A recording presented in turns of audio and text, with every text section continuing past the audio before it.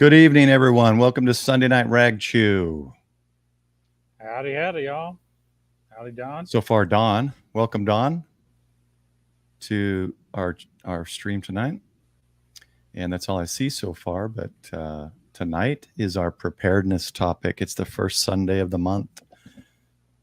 So tonight, as the image earlier, or the thumbnail portrayed, let me just bring that up. Let's take a look. We got, what was it, Lenny? We got Lenny there questioning what to do. So how do you want to eat in an emergency? That's our topic tonight. I think this is all that's going to join us. I didn't see anybody else coming in, so we'll get started.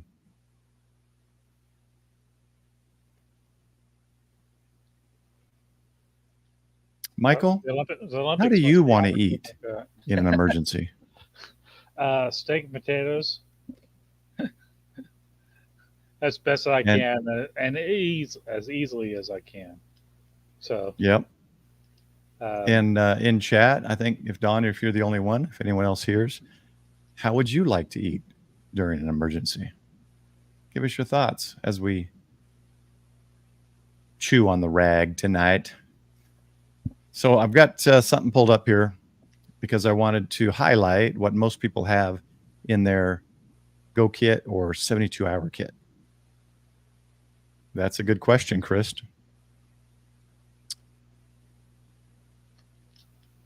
Yeah, diet restrictions. And I've got some thoughts on that of something I may be creating soon. And I'll talk to you about that, Don. That I, by end of year, hopefully, will be selling on Etsy. So looking at ready.gov, I go to ready.gov a lot. I direct people to ready.gov a lot. It's a very robust, informative website talking about all types of preparedness. As you can see on this list on the left, the list on the left,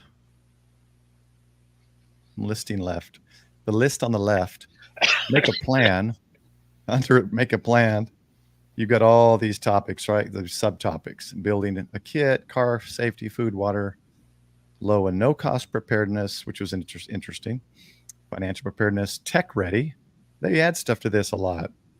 Older adults, having people with disabilities in the family, caregivers, pets and animals, being summer or winter ready, evacuation, shelter, safety skills, plan for locations, home and fire escape plans.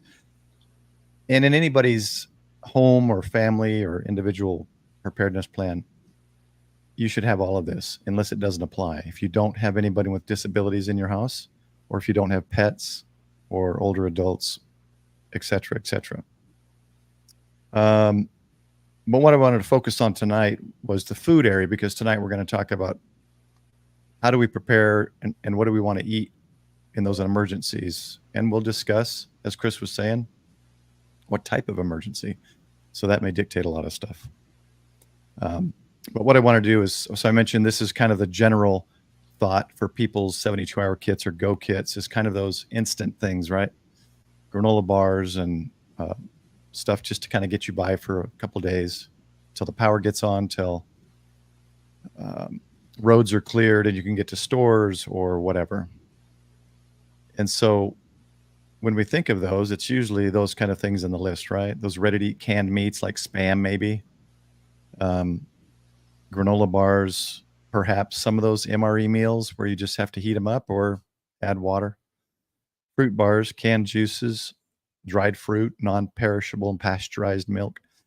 So when you think of an emergency, let's try to look beyond a 3-day, 72-hour kit. But let's look more at that, like 1 or 2 weeks of no power. Now, you may have electric and gas options, or you may just be gas, or you may just be electric. Michael, I believe you said you're just electric, right? Yes, sir. I'm all electric. So that cuts down some options, because I've had power outages, but I've still had gas. Mm-hmm. Not internal gas. I've had gas to my house. I've had gas and power outages. Sometimes what you eat during those emergencies cause the internal gas. And there's pills to take care of those. Hey, Cliff, welcome. Good to see you. What's up? Wow. So each hour, granola, we want something quick, brief, maybe a few bottles of water. But in a 1 or 2 week situation where there's no power and there's no gas to your house, um, let's look at that scenario. And we've had that scenario, right? Power outages off and on in certain areas. Uh, we've had the week winter storm. Power was off for some for a couple weeks, and others off and on. So of course you got to kind of tailor it and make it kind of moldable to fit what your situation is. Michael, what did you have when that happened that winter? I can't remember if you lost power the whole time or not. I was pretty fortunate. The February 2021 snowmageddon we had temperatures down -8, but apparently I'm on a priority circuit, so I never lost power. I lost internet, but I did not lose power. And priority circuit is, I believe, if you're in an area that has, like if you're close to a hospital or in the same grid as a fire station, police station, that kind of stuff, I think they stay up, right? Right, and I'm pretty close to City Hall, so it may have been more City Hall than the fire station, but the fire station is on the other side of Main Street in the colony from where I'm at. Yeah, so that's a good situation to be in. Yeah. Well, it's fortunate. I have a generator, but it's not a very big generator. And being all electric, heating the house is a little bit more of a challenge because I don't have gas furnaces in this all electric neighborhood. So there's more to think about there. Yeah, and there's a lot more to this than what we're going to get to tonight, guys. But mostly I'm going to focus on an idea that Michael gave me. Welcome, Mr. Mudd. Good to see you, Wes. I didn't really have, I had a couple thoughts. They were boring, more boring than what Michael mentioned maybe tonight. And it is cooking equipment. And so to get to that topic, I wanted to talk about the foods we put in our emergency kits and how we plan. I've got a lot of different foods stored. I've got, storage, not just for a week or two. I've got storage for months. We didn't need to go to the store during COVID lockdown, except to get milk and eggs. And we remedied that by getting a bunch of powdered milk and powdered eggs, vacuum sealed and silica packeted and in Mylar. So we should be good next time. But we had power during the lockdown. So that doesn't really lend to the idea of what kind of cooking equipment do we need if we lose the power and the gas. Okay, there are options. Some guys are throwing some topics in here. Cliff, with wood. My family up in Idaho, we had a wood stove if needed be, and we always had a couple of cords that we chopped up every year. You can certainly cook on a wood stove. LiPo batteries, solar, as Don says here, lasts a long time. Those are great options. The solar you can recharge and run your batteries. Cliff says he's on electric and gas and propane, so that's pretty lucky. I think that's one thing. If I could do, I would put a couple 100-pound tank, somewhere in my yard, but I don't think I can do that, or it'd probably have to be buried. Maybe, I have no idea. Yeah, there's a lot of weird regulations when it comes to that, and the neighbor's house has to be so many feet away, and that's just not going to happen in the HOA. Yeah, I don't think. That's why I would like to find some land and have it. I got a buddy who has 2 tanks, 2 water wells, kind of a dirtier one for his animals and then a clean one he can drink. So let's get to the cooking side of it, because personally, I don't want to live on granola bars and dried fruit for 2 weeks. I mean, you could if you needed to survive, but we'd like to keep our lives as normal and stable as possible, right?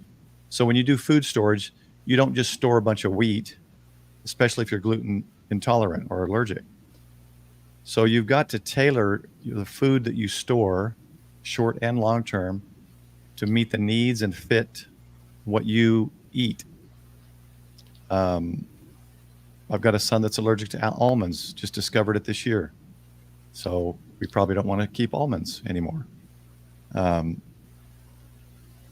So let's go over a couple of things that I've got in my list here that, and then we can, as we get more stuff from people in the chat, we'll pop those things up. I've made some These are some of my shopping lists that I've got on Amazon. As everyone knows, these are affiliates if you click and purchase through that. Not necessary. There are other areas to purchase things. I always suggest finding the best deal, and Amazon isn't always the best deal.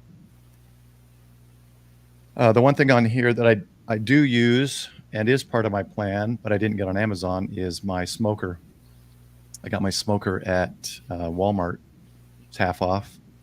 And my smoker uses very little power to run the unit itself that turns the auger, because it's the, what's it called?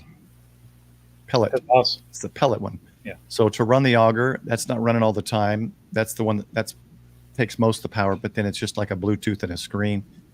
So it doesn't take a lot of power. The cooking side of it is basically wood, right? The pellets. So it's an option. I have that.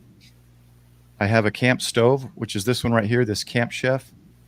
And mine is the full griddle. They no longer have the full griddle, I guess. So mine's the full griddle over all 3 burners. I've got that option, and I've used that camping. I got a bag for that. All these things are things I've purchased on Amazon, have as in my kit, and use sometimes, like my gloves here for grilling and stuff. Gloves so you don't cut yourself when I'm cutting my brisket and other meats. This is something I think is important if you have like a camp stove. If you want to convert it to fit the propane, this converts, and you can use propane in your Coleman camp stove and such. So I've got that on my list, and I've got that as part of my plan. This was a smoker I used before. Over time, it got rusty, and so I got rid of it. And this is kind of my main no power cooking option, because it uses a very little gas. I can boil water, and most of my stuff is Mylar packed. It just needs water. And so this would actually be my main, and it's very small and lightweight. Just a very basic Coleman camping stove. And chime in anytime, Michael, or chat. Okay. Well, I also have a dual fuel Coleman stove that probably needs a little work done on it.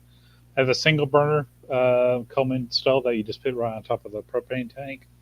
I also I've learned I used to have a gluten allergy, I guess you can say, or a sensitivity to gluten. And fortunately, we discovered what the issue was, and that sensitivity's gone away. I still have a little bit of it, but so when I'm active with our local Aries program, and we would deploy often. And sometimes we deploy at 6 or 7 in the evening, so you obviously haven't had dinner, and your deployment happens overnight. This could be work nights too. That's happened. And they come feed you pizza.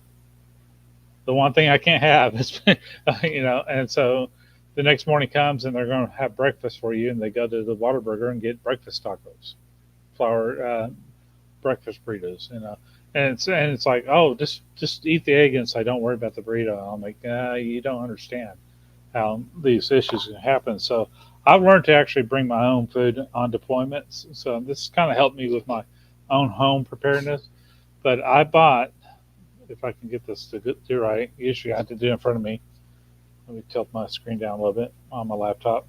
This is a jet boil, and it's called the Jet Boil Flash.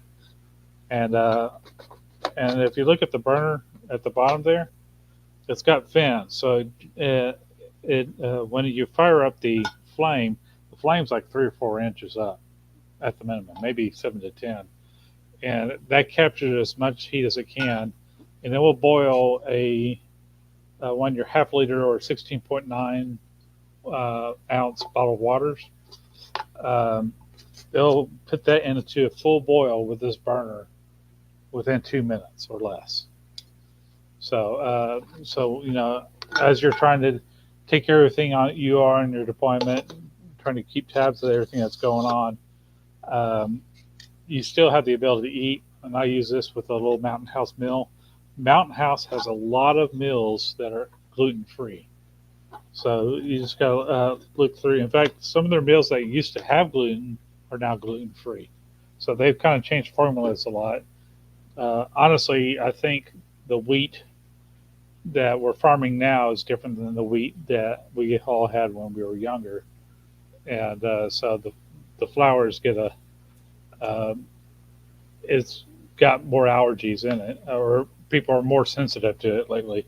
So fortunately, we found out what my issue was, and so I don't have to stick to that regimen as much. It's probably healthier when I was on there, not eating glutens for several years. No, Brocam, I actually, Andrew, if that's your name, if I didn't get it mixed up in my head, I never do that, do I, Paul? Cliff? Um, and my computer's telling me about these updates. Um, I think I got this. Where did I get this? It wasn't Shields, but I can't You do remember. Shields a lot. Well, Sure. Shields. I miss Shields a lot because it's great movie stuff. I wanted to say it was like a Walmart or a, but I'm trying to remember. I can't remember where I got it, but it's the same exact price no matter where you buy that. So so it's about 129. It is pricey, but you know everything's ready and heated when these little stripes on the side here. I always got to get in front of it. Turn orange. They turn a bright orange when it gets warm enough. But this thing has really saved me out in the field. I also keep like instant coffee with coffee cups in my pack, and I just happen to have my pack at my feet. That wasn't intentional. I just happened to have it. So, and cutlery and snacks and stuff I could have while I was out there. And you got his chameleon invisibility shirt Yes, from yes. Shields too, because you keep disappearing. Welcome, guys. We got Bobby and Andrew that's joined us. We got Lee, Dan. Welcome, guys. I hope I haven't missed anybody. And There's also, quite a few good comments too. Brocam, I just got my Costco membership renewed yesterday after 12 years. I'm not having it. Check out his video today. So if you want to know my experience, you can check my video out. And the funny part is he checks out with like 4 items. I can't leave Costco without less than like 20 something items. I didn't realize it, but Costco on Saturdays closes at 6. Yeah. And so I was like, I was just trying to explore and see what all I wanted to get. And then all of a sudden, oh my gosh, there's long lines. Oh my gosh, it closes at 6. So we all have different situations. You've got, let's see, who was it? Was it Cliff? Cliff out in the country. You got different, people using wood, people that have wood available, people using electric, people using gas. So my setup is a 12,500 watt generator that plugs in and hopefully be able to run, the oven when I need to, or just the AC when I need to. So I could cook with that if I'm able to run the oven because it's electric. I do have a gas option. I could get that switched too, I suppose. That seems to be up longer when electric goes out. I've got camp stove. I've got the other thing that's like we've used camping. I don't know if I put it in this list. Oh, this right here. These little things are cool. This came in a whole kit for camping, right? So we got it for our camping and high adventure stuff. But these little camp things or cook things are cool. They just screw on top of the those specific. This one's specific for those little ones, not the standard propane, but those little cook stove things or cook gas. Those are real easy. Worst case, boil some water and you're good to go. And I have one of those portable camp ones too. They just don't use the BTUs. I haven't used this. I just thought it was cool, so I bought it. This one, and they got different varieties, but I got the one with the grill so that I, can throw stuff on it, doesn't fall through. You just throw wood in here. You literally just little, twigs and stuff, and produce heat to hopefully cook something. I think that's like worst case. That's when I'm capturing rats in the backyard and living off the land or something. I don't know, but it's fun. So those are my plans, and my food storage is such that I can do these. I can use it with these types of plans. And of course, to use my food storage, it requires water. I would imagine most people require water besides drinking. And so that's another part of it. And that's why I have a few barrels of water out in my backyard. And I maintain those every September, open them up, check for any algae or anything. I put half a cup of chlorine in it. And it's been fine. I've got no algae. I'm going on 7 years with those things, maybe 8. So what you got to look at is your situation. Like Cliff was mentioned, I believe he's got wood, trees all over the place. If you've got a wood stove, but find the things that allow you to live as close to the way you live and eat when there's not an emergency. That's kind of the point of tonight's conversation. So that can be different for all of us. There was something about ham radio I wanted to pull up here. Oh, Wes, I got your text. Yeah, you can send anything, Discord or whatever you want. Mr. Mott's got a good point there. Do you remember to eat your food? You do need to cycle your food. I mean, some foods can last years and years and years. You don't have to worry about it as much. But some of your more current foods, albeit not necessarily healthy, but we keep several boxes of ramen in the house. And those do get eaten. I got 2 boys in the house. Trust me, they love that stuff and get creative with it. But it is important to make sure you cycle your food so you just don't have food that ages out and it's useless when the emergency happens. Can you pull up any other chats? I'm pulling up a video just to show something. Michael was mentioning me cooking and showing the use of one of my Mylar self DIY food storage, like a Mountain House meal, but all those are under the bed because they're long term, so they're under the bed in a 5-gallon bucket. So Chris, I want to pull a picture up. Chris Bricker has a good point too.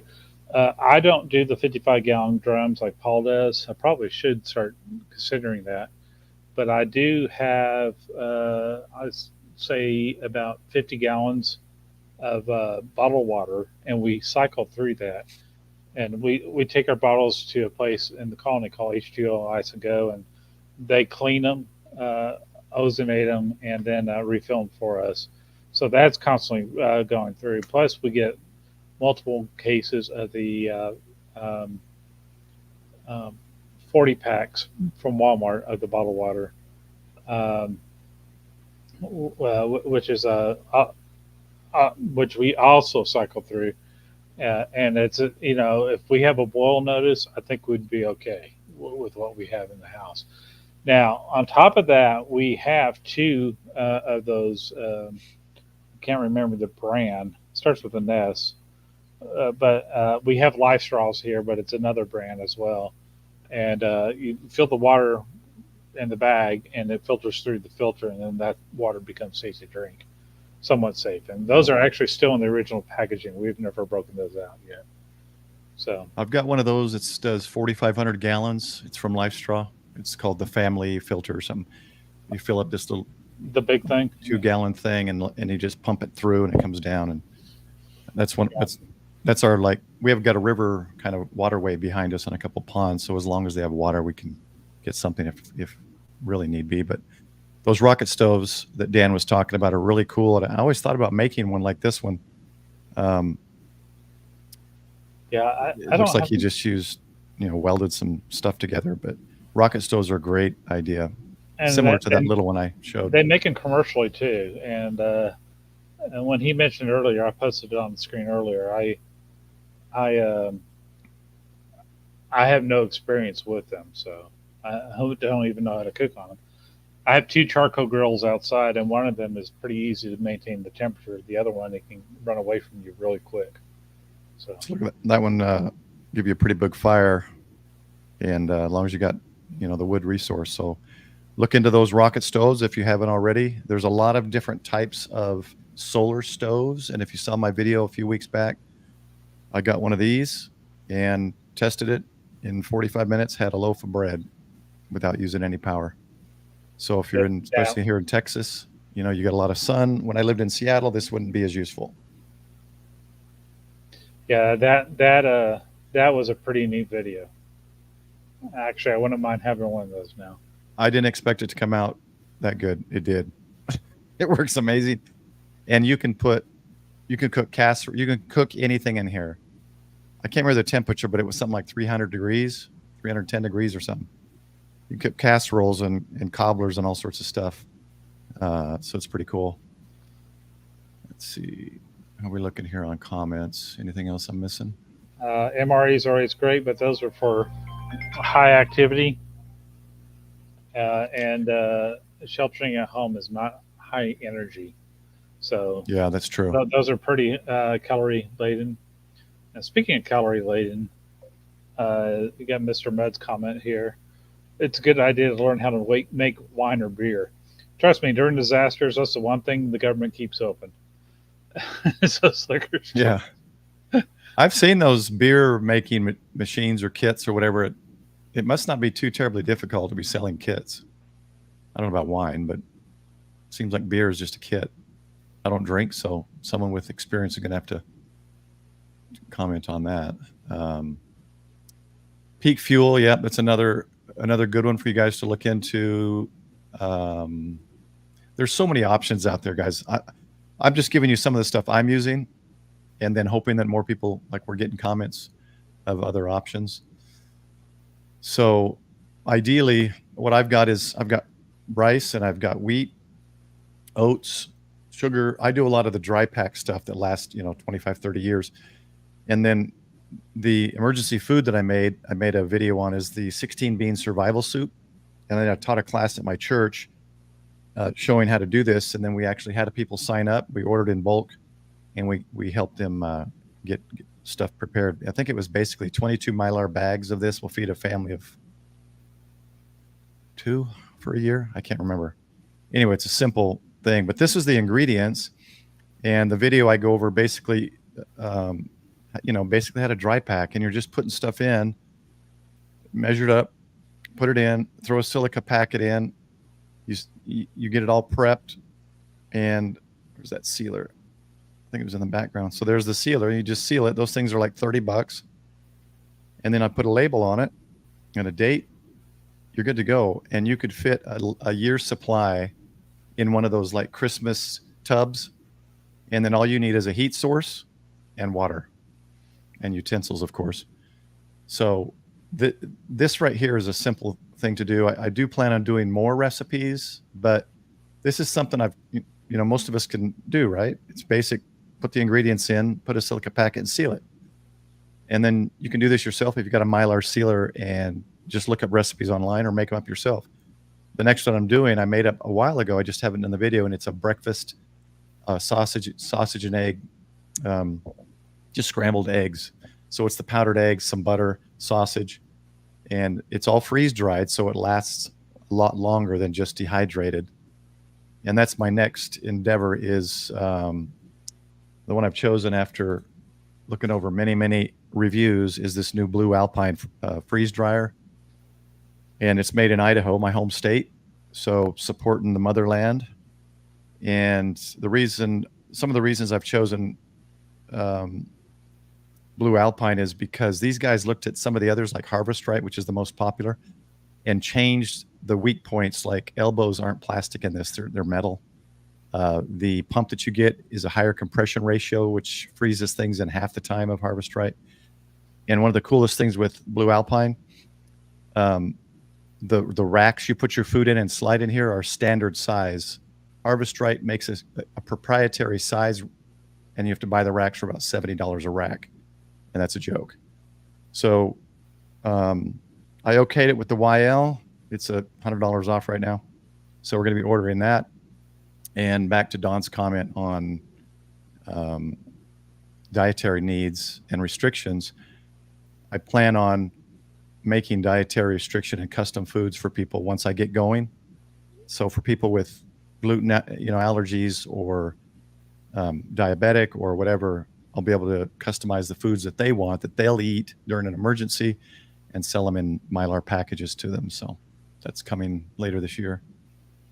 And I just say that because, to me, freeze-dried food, whether you buy it Mountain House or make it yourself, is the most compact and easiest emergency food, but it can be expensive. Those Mountain House packs I used to buy, and they used to be $6.99. They're like $13 now. Yeah, I mean, it's like, yeah, you go to the store. I mean, within the last 2 years, it was like $8, and then it was like $10, and then it's like 13. Now it's like 16. It's insane how quickly they're going up in price, and everybody's panicking because food costs are going up, and I'm sure they were clearing out the emergency food supplies as a result. But yeah, Dawn, I've been planning on having chickens for a while in an HOA. I've got to hide them. I got a buddy in the same HOA. He's got a couple chickens. I found the breeds I want, and well, it depends on if they have them, but black Australorp and Rhode Island Red. And I plan on having 3 hens. They will be hidden so that people walking behind my house, which has an iron fence, people just walk on the walking path, could look in our yard. They won't be able to see them. And if you're able, chickens is a great source because, yes, you do buy feed for them, but in an emergency, if you let them out or roam around, they can actually live off the grass and bugs and things that they pick and less purchased food. So eggs are a great resource too, and vitamins and all that. Chris has a good point. Do you keep extra bags of pet food on hand and rotate through it? And Cliff even said, that they do, and they rotate it. So that's another thing to think about is your animals that you have there. Do you have emergency supplies for them? And that's one of those sections, guys. I have one bag that we're using, and I keep one additional bag, and one bag for us lasts over a month. So our dog side, it's taken care of. But one thing Don mentioned earlier, the prescription thing, having certain types of prescriptions that are restricted, they only give you so much. That is an issue. I think there are some websites that offer it, and this is something we can do on another Ragchew. There are some websites. There's a doctor friend of mine that I can get the link from him, and it seems a little spendy to me, but you can get a lot of those kind of life-threatening drugs ordered somehow. I don't know. That's not my area of expertise. You can. There is a few companies. There's a few companies out there that have that will have doctors that will go ahead and prescribe you all these medicines that you don't need, and it's for people that are like selling, that like to sell across the ocean, and their catamarans and such. And if there's an emergency, they can call the doctor on. You can call the doctor on the sat phone, and they will tell you which drugs you need to take and that kit. You don't want to take the drugs because they're the full-blown drugs, but they go ahead and prescribe you for your trip in case something happens while you're out there at sea. So I'm sure they can do it for land use as well. Chris, I'll have to make a video short on my plan. I won't be building it probably till later, and potentially next spring when the, chicks are being sold more, so you get more options. But I'll have to show you that. My backyard is open to the public that walks. I mean, we have our private trail back here, but anybody can walk on it and they can just look in our backyard. So I've been trying to find ways to keep things hidden. That's why I don't have a lot of antenna options either. So I have the 6 BTV Hustler as a flagpole. There was another thing I was going to mention. Oh, Don, give me some ideas of areas. I'm looking for land, I'll be honest. So throw some in Discord. Don said only certain drugs, insulin's one, they will not sell you in mass quantities. And that kind of makes sense. And I guess there is a shelf life involved with that.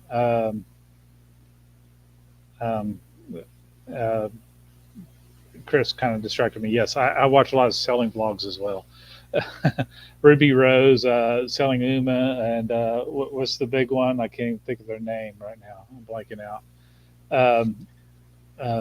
But so insulin's probably one of those ones that has a shelf life or a stability issue, and I can get that. There's a lot of supply and demand for that. So that's a tough one there.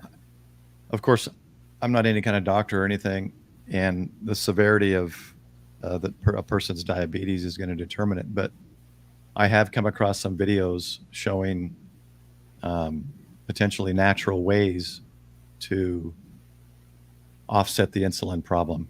So it's definitely something to look into. And But if you're, again, I don't know any of that, so that's something you're gonna have to research on your own. yeah, if you're type 1, I mean, insulin is extremely important. Yeah. I have family that's type 2, and Type 2's it's a struggle with type 2, but type 1, basically it's where it just completely shuts down. So, from my understanding, but I'm not a diabetic myself. I'm pre-diabetic, but I'm not a diabetic. I am under a doctor's care on that. So, I think that's most of the items I wanted to bring up.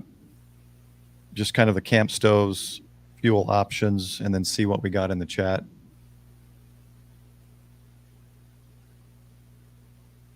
Oh, I gotcha. Well, I've looked in East Texas, just because I love the pine trees. I've stayed at Lake Bob Sandlin, which is beautiful. What a beautiful state park, because tall pine trees and things that I was kind of used to in Idaho and Washington. I miss that. Yeah, it is a tough one. And again, I'm not well versed enough in it to know any kind of options. So there are some tough ones out there. I know there are some, I don't know, is it ADHD medicines that they limit how much they give you? I can't remember. There are some other medicines that are controlled substances. It's I can't even say it. Meth. Amphetamines? Is for with salt is basically what it is. Yes, that word. Yeah. Any other ideas, guy? Yeah, the refrigeration. Chris Bricker says refrigeration. That's another tough one for that. You can get those smaller refrigeration units, like for camping. If you get a good one, they're upwards of 1,000 or more. That's certainly something. We try to look at that in our emergency comms plan that I've set up, is to identify the needs of people that say have electric oxygen producers, elderly when it's cold or hot, to make sure that they have some kind of power to cool or heat. There's a lot of those kind of things you need to look at with your emergency plans. And one of the things I'm going to do is, give me one moment.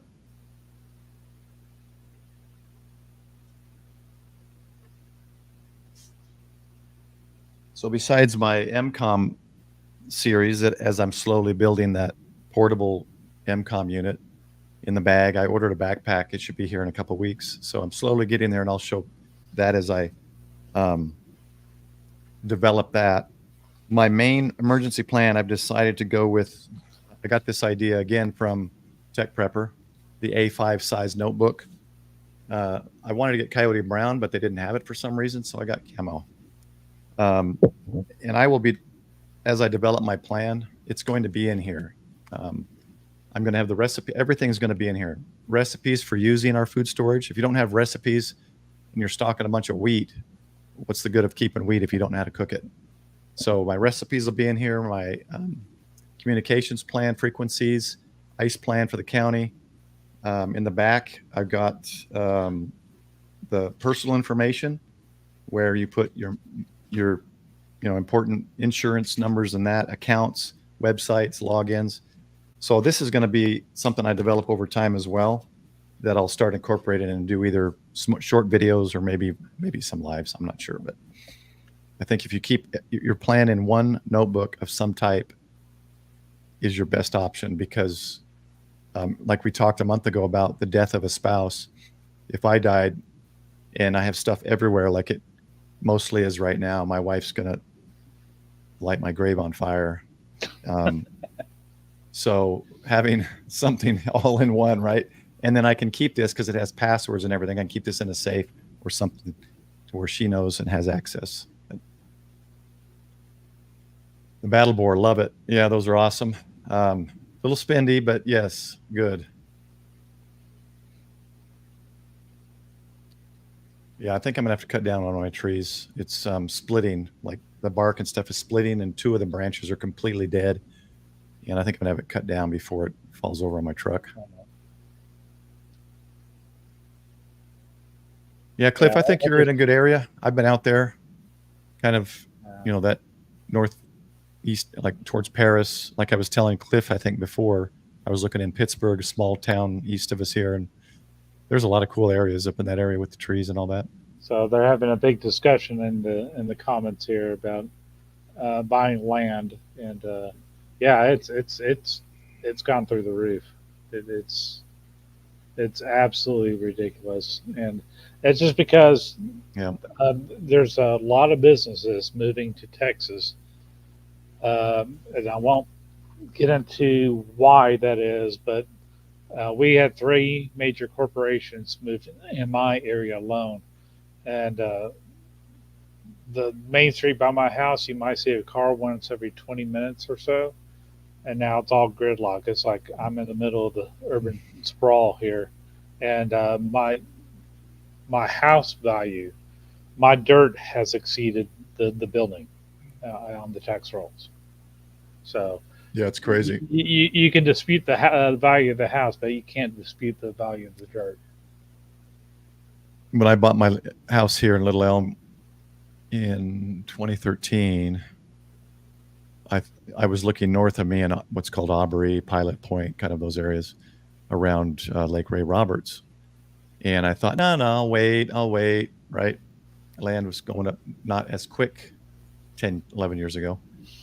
And then kind of started getting into COVID, so I kind of stopped looking because who knows what was going to happen.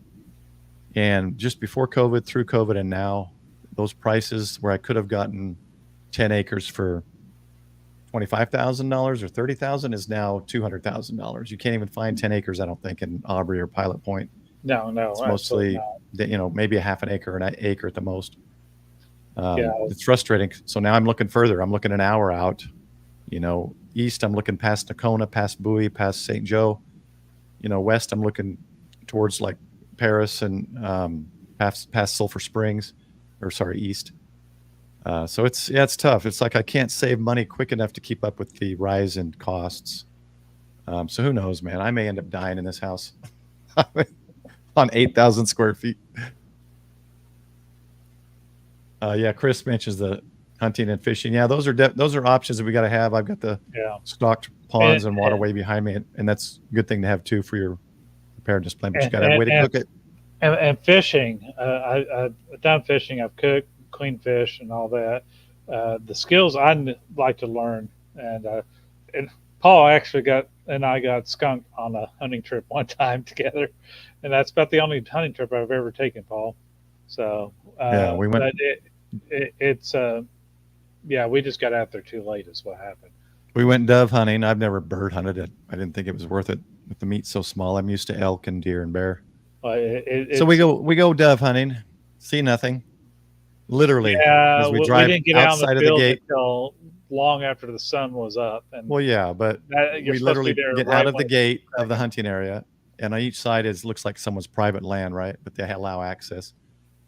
And within 20 feet of driving out of the gate of this hunting area, it was like a flock of doves took off from the left, like we scared them. 30, 40 doves just take off flying, like they know that side of the fence you can't hunt them. So it was interesting. But remember, you got to know how to cook them. You got to know how to cook your fish and stuff. You got to have some way to cook them. And if need be, you can stick a fish on a stick over a fire and cook it. So we got rabbits. We feed the ducks out here corn. And that's all part of my master plan. If ever I want to have some duck, they come up to our porch, guys. So the part that I really want to learn is the cleaning and the prep of it. Like I would love to go deer hunting, but I've never had the opportunity to learn how to field dress a deer. And maybe at one time you had it on YouTube, but I'm curious if it's even on YouTube anymore. So just don't cut that urine sac. Don't let it hit the meat. I've heard some stuff. Don't cut the intestines. As long as you cut around those things, you're good to go. It's not a big. It's basically the same as a rabbit, just a little bigger and messier. So you got to know what the urine sac is. Yeah, we can make a I think the Boy Scout guide or one of those guides shows kind of the cut line, so you can get an idea. And a bladder is a bladder. It's not too hard to. Cliff, if you want to take us out hunting, I would love it. Well, this year I'm actually going to go to Idaho. My brother hunts up there. He hunts bear. I'm going to get a tri-tag. It actually costs under 1,000 for me out of state now, and that's cheaper for me to go to Idaho and hunt than it is to pay for like a deer lease here in Texas and come away with 80 pounds of meat. I can go up there and come back with 300, 400, 500 pounds of meat from an elk. So I'll be doing that. So yeah, it's really not too hard. It looks like. Whoops, sorry. Oh, we're both clicking stuff apparently. I've never field dressed anything. Would love to find people to go hunting with. Chris, I'm there too. I want to learn. I want to learn how to live off the land per se. Well, if I'm ever able to find 20, 50 acres and it's huntable, I'll be feeding the deer. And we'll have some meetups at the hunting land. But who knows? I'm just not going to pay someone else thousands of dollars to go get small deer. I might go West Texas sometime, find some public land. Yeah, if you're up at Lake Ray Roberts, like we were hunting, go for dove. But the deer I've seen around the state parks around there, they're all pretty small. But when I went to, if you watched my field day video, I went to a scout camp, and those deer were pretty large. I was impressed with the size of those deer. Yep. My buddy shot up in the Puget Sound in Seattle. It was my ex-father-in-law. He lived on Whidbey Island. There's a naval station out there. Some of you might know it. And the only thing you have out there to shoot is blacktail deer, and I've never hunted blacktail. And you can only use bow or slug shotgun because the proximity, there's homes scattered throughout, so they don't want the, far range bullets going. So anyway, he went blacktail and he got a blacktail. He was so proud of it. He had it hanging in his garage. Just sent me a picture, and it looked like a greyhound dog skinned. It was so small, but he was proud of it. So I didn't want to rain in his parade because I'm used to getting elk and stuff. But well, Cliff's got a good point there. Better off hunting squirrels, rabbits, and smaller animals, smaller game for a survival situation. So, or catching a fish here and there and that kind of stuff. Yeah. Definitely. So that's whole nother topic, guys, we can talk about. So if you guys, kind of the goal tonight is take a look at your cooking equipment, your cooking situation, your fuel situation, your options, tweak it if you need to, improve it if you need to, add to it if you need to, and just make sure you're able to get through a few weeks of no power or gas or whatever it is you normally use to cook. And remember, if there's power outages, microwaves don't work. There's people that are like, well, I've got my microwave. Hello. Anyway, yeah, jerky's good too. Look at the price of jerky though, guys. The jerky's out. The meat to little packs, little teeny packs for $15. I've stopped. I haven't been able to afford jerky, so yeah, an I option even for that looked at too Costco is to get a dehydrator. I even looked at Costco for jerky, and I was like, it used to be $11.99 for 2 packs. Yeah, but I'll tell you guys, we have a dehydrator, and there's a lot of good recipes. Just adding a few spices, unless you just want to do salt or pepper. Jerky is really easy to make. So if you find some specific types of meats or sliced or whatever it is that you like to make jerky out of, when you get it on sale, just like I do with brisket or pork shoulder, but I buy it when it's cheap. I smoke a bunch of it and I freeze it. You can make jerky pretty easy, and dehydrators are very affordable, and it's easy to make jerky. So, and natural dehydrator, I mean, the salt method, I mean, there's ways online that show you how to do it like the Native Americans used to. So there's a lot of that out there. Chris, be careful where you're pouring your beam. All right. Well, if you have, say, a vertical, much power. If you have a vertical or a beam, and if you could lay a steak across that at 1500 watts, I don't know. As long as you kill the bacteria, right? I don't know. Paul reminds me of the story of this one guy, or he's actually a club member. He's a veteran. I'll let you guess who it is if you remember him. Club member of Dakar. And He said this guy would always bring his dog over to pee on his flagpole. Always bringing his dog to pee on a flagpole. I think I remember And that then story. all of a sudden, he looked at his cameras that he always has on out there, and the dog wouldn't come near it, and he was dragging his dog to go pee on the flagpole. So he had to look at some of his videotape, and he realized that he was keying up, and the dog peed on the flagpole one time, and that was the last time that dog ever peed on his flagpole. I don't know what made me tell that story, but You got to do what you got to do. As much as I've loved dogs, if someone else was doing that, I'd probably do the same thing. All right, guys. Right there. If there's no more other comments or suggestions, thoughts, ideas, experience in the chat, that's all I've got for tonight. Michael, you got anything else? I do not.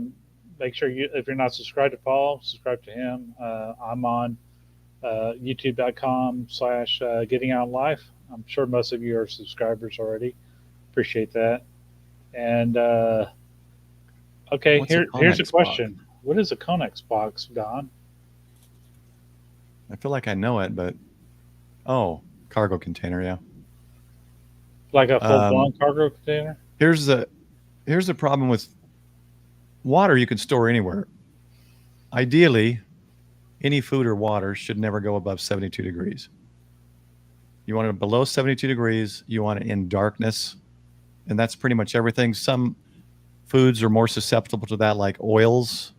You do not want oils to be seen light. Your food storage oils should be in like darkness. But there's a reason I can't store anything in my garage, so I've had to be creative in the house, and that's because I believe you want nothing higher than 72 degrees at the very, very, very warmest for any kind of food storage. And even that, I think, is too high. But colder is better. Dehydrated foods are the same. They will still last, but they will last not as long. They will not last as long when exposed, if they're not in like Mylar or dark packaging, to light and heat. Those are the two destroyers of all stored food. Even those cans that you get from like Mountain House, I have like 6 doesn't matter cans, and I keep them in the pantry. They're on the bottom floor of the pantry because if it were somebody else that used to live here, she would want them in the garage, and I'm like, no, you have to keep that stuff at temperature. So, Don, then I think the best option for you, to be honest, is Mylar packing and sealing your own dietary specific, like the soup or whatever it is you're able to do. The soup does 22 cups of soup in one quart Mylar bag. It takes up very little room. It can slide under, in a plastic bin underneath a bed. It doesn't take up space. And I will do more of those. I've just been leaning into more other stuff for preparedness, but that's something I can help you with too. If you want, we can, discuss I'll give you ideas on Discord or whatever, but I'll look at making some other things and maybe look at some dietary options and make a video on packing some of those. If you look at that 16 bean chicken soup video, I don't know if you have any other dietary restrictions, but it's got dairy in it. Chicken, of course. So if you're a vegan, you'd have to take the chicken out, or vegetarian, take the chicken out. If you're vegan, you'd have to take the butter out. So there's a lot of options, but it's not undoable. And who was it? Says, it's still Don. I have probably a year's supply of food for 4 people inside my house. I can't use my garage. I've got it in plastic patio type chests. Those chests you buy for your patio, you put stuff in it, cushions. Those are sitting behind. We've got a couple of those. They're sitting behind the couch, so they're not really visible. I made a king size bed using hydraulics and a king size frame from Home Depot. I built basically the wood frame, I think 21 inches high. It fits 33 5-gallon buckets. It's loaded with Mylar stuffed, foods, and 5-gallon Mylar stuffed rice, oats, wheat. But that kind of stuff takes a lot of space. My suggestion would be dietary specific, freeze dried MREs that don't have the water. And then you can store your water outside or in the garage. Water, don't worry about the heat. It's not that big a deal. Of course, he's being tongue in cheek with a little wink there about being allergic to chicken. But Well, I think I make a but he comment brings in there. up a good. If you don't eat meat, you could just take the chicken out. So, but he's got um, English response. No, I got a story of someone on my last No, flight but that has it even worse. if you have a skill like Paul's got some skills there. If you watch his videos, I'm pretty amazed with that, and I'd like to get to that skill level of getting fit prep and getting the Mylar back and things going, and but that way you can control what you can and can't put in there. You're in control of everything. It's kind of like meal planning. I fix myself 6 meals with 3 chicken breasts, a big package of mushrooms, a big package of broccoli, some cheese, and everything. And I had lunch for 6 days, a hot meal, a full blown hot meal for 6 days, and just popping it in the microwave. So, all right, guys, you may not see it in the background there; it's blurry, but that's a bookshelf, and I don't get too many drama books. I have every book with Han Solo and or Chewbacca, and I've got the 1 Minute After, and then that series that Jason from Ham Radio 2.0 been Coming Home. I got the first 2 books from that. Other than those, I don't have like drama.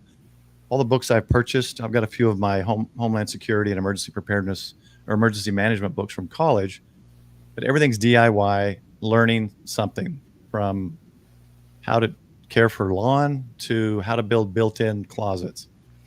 And this is something, so if you're someone who stores like I do, dry pack, like rice, oats, wheat, you need to find a cookbook that uses that. So this is a cookbook that someone made and they sell online called Back to Basics. And all the recipes in here are made for people who purchase dry pack, like you can purchase from Provident Living from the LDS Church. You can get cases of rice, wheat, oats, sugar, chocolate, all sorts of stuff. And so if you don't have a recipe book on how to use those things are kind of useless. And you can't just live on wheat, even if you're not gluten intolerant. So DIY books, I got one that's in my book for work because I like reading it at work. It's from a couple they advertise on Facebook, basically how to live off of a quarter an acre. And they show you how to plan your garden, how to collect water and all that kind of stuff. So I should share that book sometime. It's pretty good. I forget the name of the couple, but it's an older couple who've been living off grid for many, many years. or you can have what I have on my bookshelf, like the Night Fog here.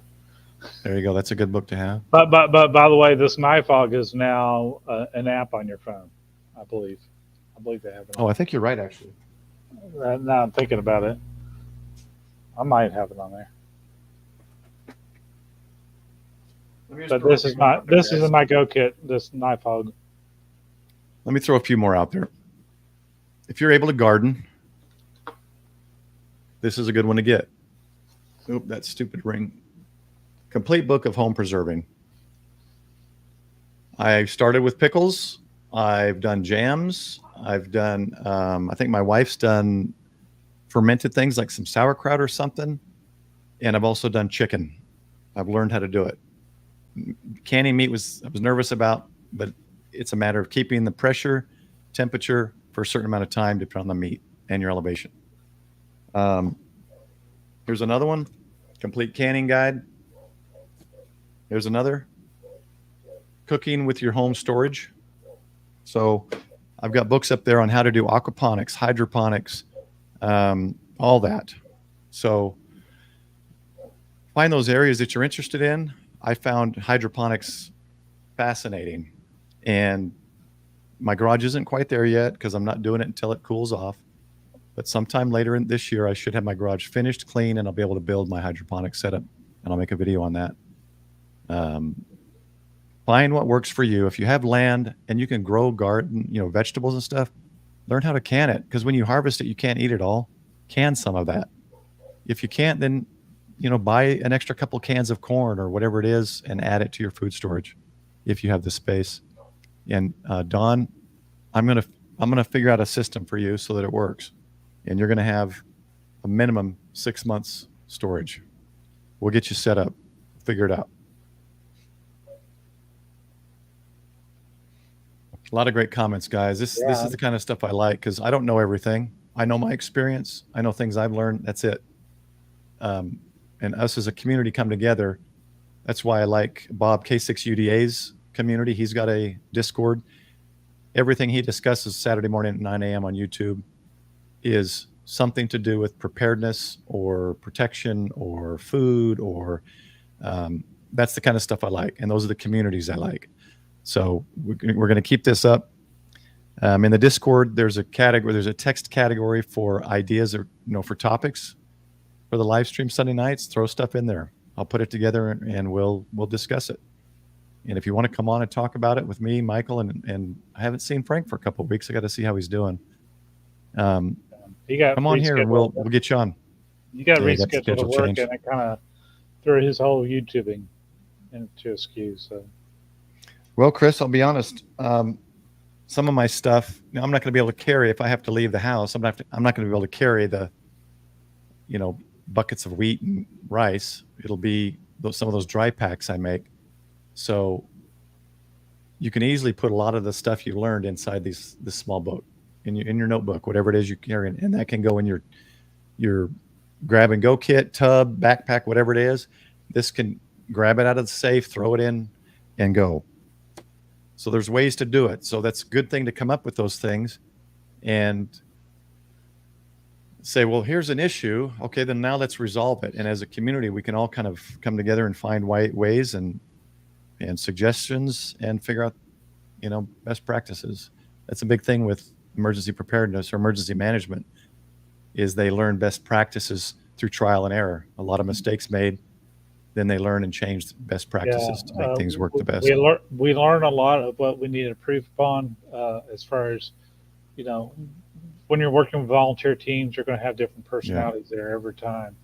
But it's not until the actual deployment that you learn a whole lot more. And one of the things that our areas group does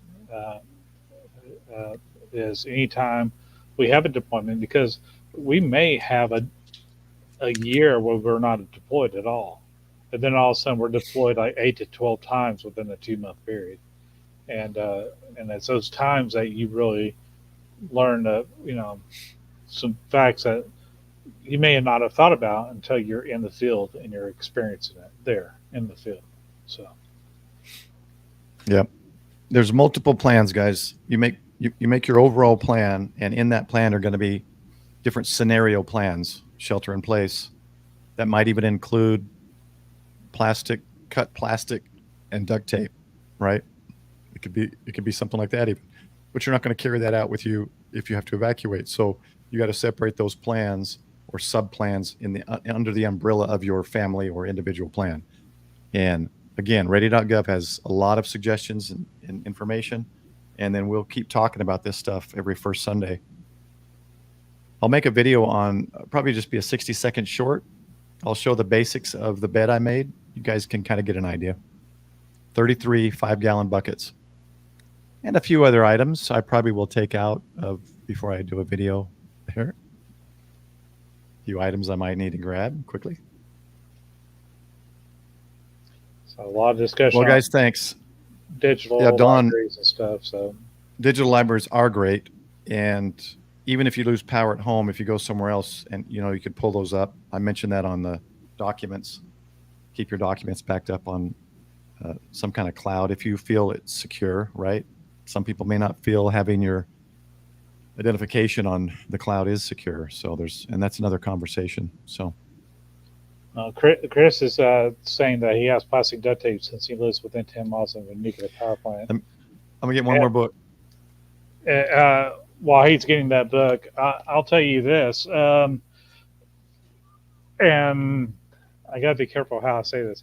A lot of food processing plants, they use anhydrous ammonia to run their warehouse freezers. So the warehouses are frozen down 20 below zero, and some of them have multi-zone warehouses, and these are anybody that creates food, distributes food, things like that. Well, that anhydrous ammonia is not the ammonia you get at the grocery store, and they can kill by anything within 3 miles of the plant. So, there's hazards around us all the time. You don't have to be next to a nuclear power plant. You can just be anywhere and not even know what hazards you have nearby. One thing to look for on buildings is windsocks. Windsocks are not just for aviation, they're for other things, some dangerous substances that may be in that building. So, something to look for and something to be aware of. Yeah, that I don't trust cloud that much either, Don. And like Andrew's saying, I have everything on an SSD drive and it's in my safe. I've actually got two. I back things up on one drive. I clone that. It doesn't clone it every time. It just updates the changes. And then I have another backup. So we've got two backups. But before we finish tonight, this is an interesting book I got. Let's see if it zooms in. Oh, it's not going to do it. It's called Strategic Relocation. Now, what this guy wrote, and this is the updated one, is he puts different categories. It's too much for me to start the conversation now on this. But to keep it simple, he shows the areas with the potentially least effect of a nuclear attack. So he puts in here what our main targets of enemies are. He puts in the like normal or average wind direction for certain areas, and he highlights certain areas that are the furthest away from all that in every state. So it's interesting, and if anyone's interested and wants to know an area, I can certainly take a little photo and post it on Discord or something. But it's a cool book, guys. I love learning about things I don't know about.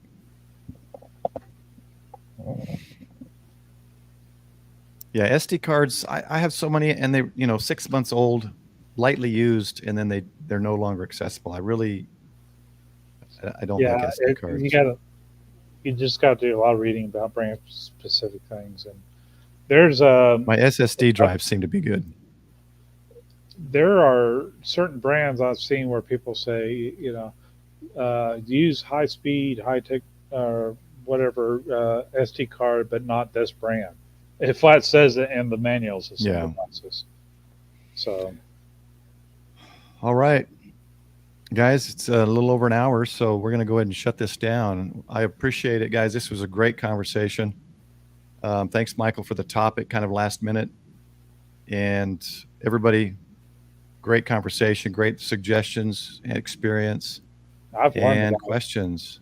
I've learned a lot, and learned a lot from the chat. And it's you guys that really teach us a lot of things, too. Oh, thanks. Yeah, thanks, guys. Saying it's a good episode. I just kind of scroll back, make sure I didn't miss anything. All right, guys. If you're interested in that Mylar packing, check out the chicken. It's been a little over a year, I think. It was one of the first full videos I put out. Chicken Mylar packing. Dawn, get with me on Discord. We're going to figure something out. If anyone else is interested, we'll figure something out. By the end of this year, I'll start, hopefully, pumping out at least 4 or 5 basic types of food in freeze dry. I'll be selling on Etsy. And then as I get the ball rolling, if it seems sustainable as a kind of a side business, then I'll look into diet specific and custom food options and dry pack meals. So that's it, guys. 73s. Again, Michael, thanks for joining me and for the topic. Until next week, Sunday Ragchew. Take care, everyone, and have a good week. Michael, say goodbye. Bye, y'all. Take care, everybody. Take care. Bye. I did starting again. I'm always doing the wrong one.